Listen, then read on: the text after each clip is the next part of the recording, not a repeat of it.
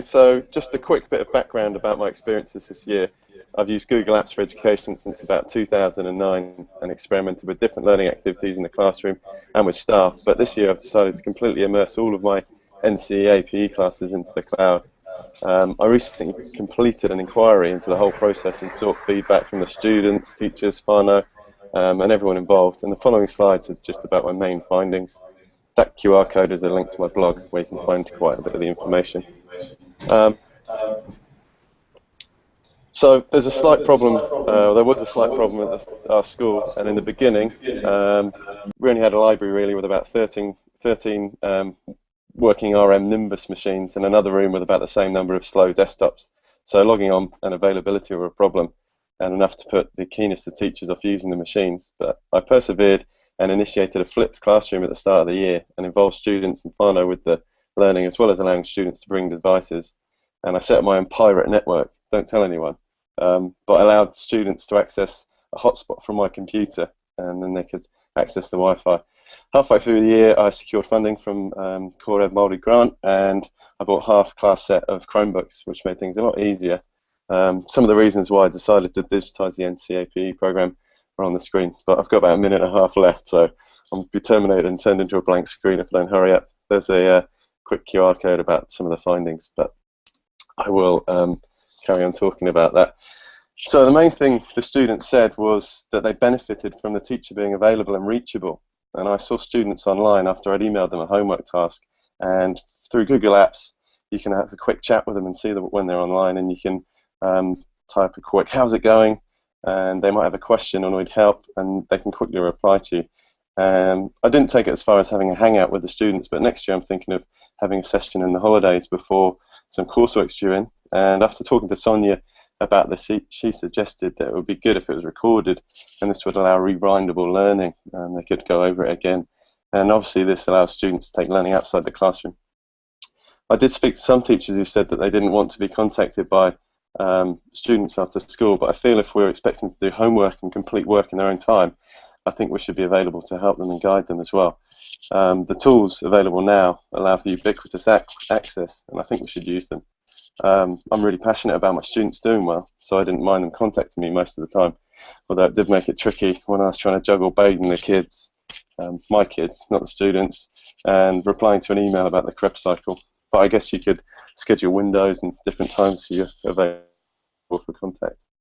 The second main finding was enhanced collaboration, and this really links to the aspects of communication from the last slide, because if you can't collaborate, you're not communicating. So I made a real point of making the learning public and accessible. I tried hard to celebrate successes and encourage praise and involvement from whānau.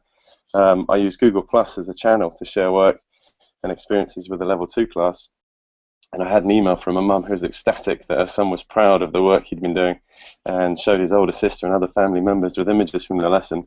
And this is a 17-year-old boy who had a meeting at the start of the year with senior leadership team and teachers as he wasn't working, and he's been encouraged to leave the school. So it made a real difference to his attitude towards school. There's just a couple of quotes from the parents. The way that I shared a lot of this learning was through an online markbook, and it's perhaps the most valuable way I integrated technology, and it allowed students to see what they'd done and where they were going, and pinpoint and build on strengths of each student, as well as identify and address the learning needs in a clear and constructive way. I guess next year you can use the data to plan and modify the learning program for individual students, and you could also use learning analytics, which is part of the Google Apps suite. But a lot of the parents just real keen to keep an eye on the students and not let them pull the wool over their eyes. The thing which was probably the main finding for me was always just have a backup plan, and quite often the plan didn't come together, and I learned that you can't take these mishaps as failures and feel defeated. Quite often they might be out of your control, and the infrastructure wasn't that reliable and let me down quite often. Because of this, I learned to have a backup plan.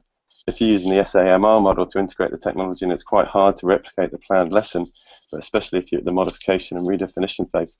But you need to have a batch of lessons up your sleeve, or just go out for a game of touch, which is what I did a few times, because spending the lesson logging on and connecting to the internet is no fun for anyone. It makes it feel like you're walking uphill through glue backwards. I also had a couple of lessons where using the technology and the lesson was completely sabotaged. I attempted to use a collaborative mind map called Lucid Chart to work out what society was, but my Year 11s worked out that you could also insert images. So at the end of a lesson, one group had deleted everyone's work and covered the collaborative sheet with pictures of rainbow, sports cars and sheep. Maybe it's an abstract view of society, but I had to have a quiet word with them afterwards and then realised that the activity hadn't been completely successful. Just because it worked with a Year 12 class didn't mean it worked with a Year 11. But this is a part of the refinement process we all do automatically as teachers. And without pushing the boundaries, we won't gain new ground and understanding. Just some QR codes there. I probably won't be able to scan them all because they might be too big on the screen. But it's just only a brief overview. Sorry I spoke so quickly. But just have a look at those sites and get in touch or email me if you've got any questions about that.